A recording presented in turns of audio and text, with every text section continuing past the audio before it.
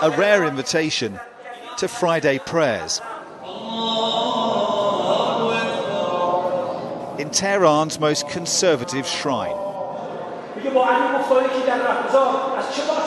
A high-ranking commander from Iran's Revolutionary Guard is addressing the faithful. A Western crew filming this here is almost unheard of. Commander Nasser Shabani is just back from Syria's civil war, where he says Iranians are fighting Daesh or Islamic State before it can attack them at home.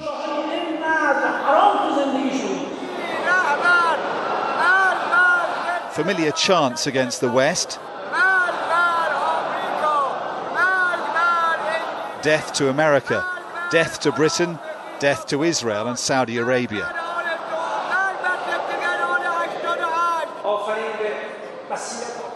Before a Kalashnikov-clutching cleric leads prayers.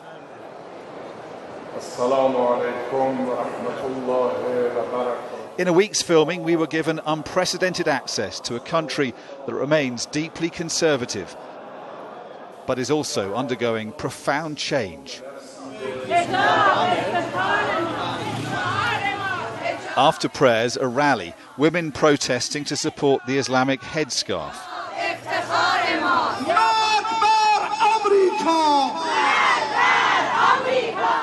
Young people chanting again against the West, but this time with impeccable politeness, apologising for it too.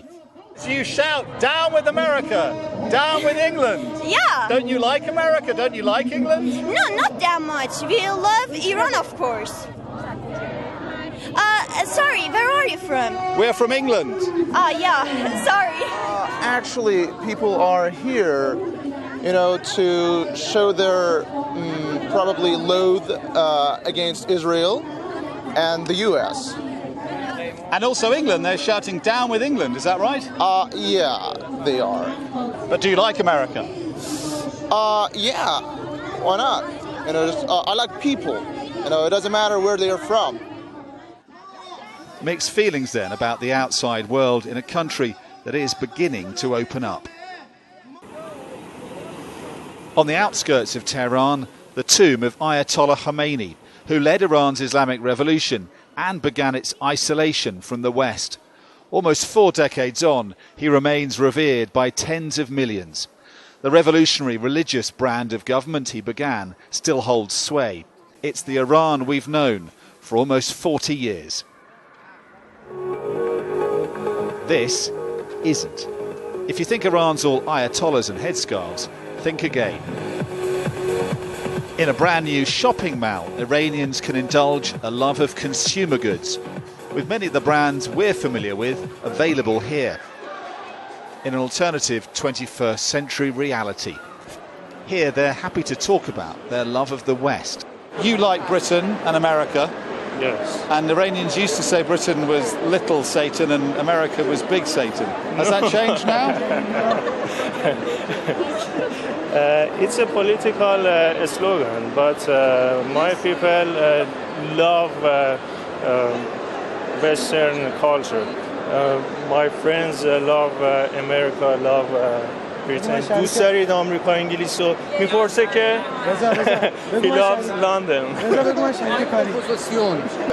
So he loves London. Yes. And you all like America. All of us. And is it safe in Iran to talk about politics yet? Yes. It's You can't talk about politics. because she says you're lying, but I say it's safe to say our favorite politics conditions, but I'm not activist. If you be activist, it may be a danger. If you're an activist, it's dangerous. Yes. When I travel to Iran, I can see it. Everything has changed, especially young people and the situation. Yep. Yes. Is life getting better here, do you think? Yes, I think so. Yes. Absolutely. Yes. Absolutely. More freedom for young people. Up to a point. Human rights groups have serious concerns about civil liberties in Iran. But once strict rules about clothes and behaviour are being relaxed.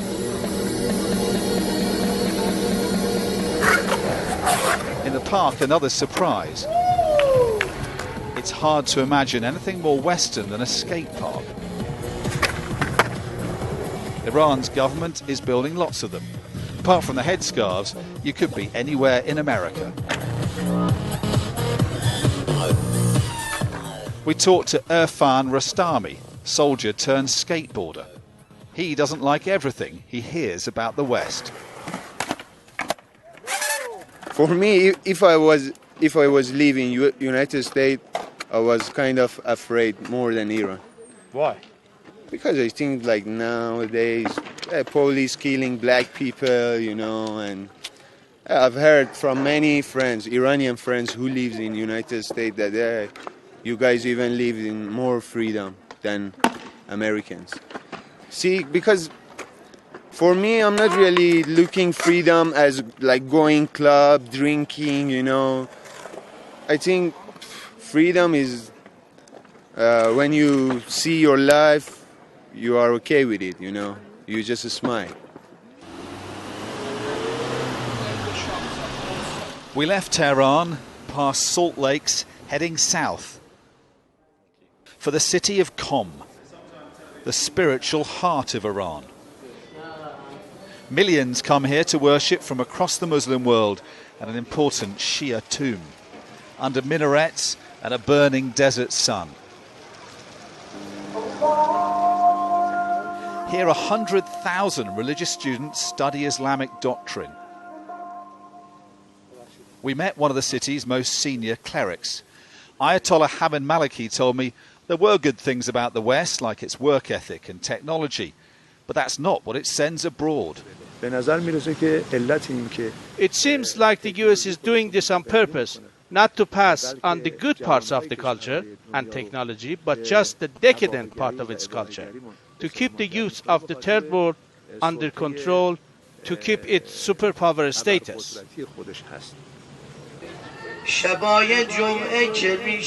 Iran is a country of bewildering contrasts, where the old collides with the new, where a religion that goes back centuries is worshipped alongside modern material devotions. There's no doubt many Iranians want progress and their country to open up more. They voted for a government that's done a deal with the West. America, Europe and others said they would lift sanctions on Iran, and Iran said it would scrap much of its nuclear program. But a year on, and many Iranians say they are disappointed and feeling let down by the West. Hamid Ahmadinejad was one of the Iranian officials who negotiated the deal. A year later, he's now helping defend it as public disenchantment grows. Press conferences begin here with the national anthem, which is always followed by a prayer before questioning can begin. Mr. Ahmadinejad answered more than 2 hours of questions, many of them sceptical. Afterwards, admitting to us the agreement is facing serious problems. You had a lot of questions today. Yes, do you think that there is the deal is in some doubt now in Iran, 1 year on? No. Because you had a lot of questions. It was a 2-hour press conference. Sure. Are there doubts in the Iranian government that this will work now? No, there is no doubt. It's working well, but there are problems, there are impediments, obstacles that we are, in fact, determined, and all of us, with the good cooperation from our colleagues, to overcome them and resolve them. How significant are those obstacles, do you think? Are they serious obstacles? They are serious because it's not only the question of the subject matters, but it's the question of the commitments of the other side to be complying with their obligations. Dive into the Grand Bazaar of Tehran and you'll be told the hopes of a year ago are melting away. Lifted sanctions aren't being felt much here, they say. Carpet seller Mehdi Ghazvinian says the grand bargain Iran struck with the West is not being honoured by the other side. So the deal with America, has that helped your business? A little bit, not so much, but it was just a small hope, for future. But until now, no happens. Not much difference? No, not much difference. Opinion polls say the nuclear deal is increasingly unpopular with Iranians. Analysts close to hardliners in government say Western leaders need to understand what's at stake. I think what they should realize is that if this agreement fails, Iran will go back to its previous nuclear policy of expanding the nuclear policy. And some people in Washington are not going to like that. The question of military confrontation will be on the table again, and that's not really good for anyone. That's not good for Iran. That's not good for this part of the world. We already have too many wars going on, and then this is not good for the other side either. Outside the bazaar, furious trading in gold futures on the black market, a kind of underground Iranian Wall Street, and a sense of the country's untapped economic potential. Okay, welcome. Now you're at Business delegations hoping to make the most of it are brought here, a tower soaring above Tehran. A steady stream are coming to enjoy the view and do business here, but not the number Iran had hoped.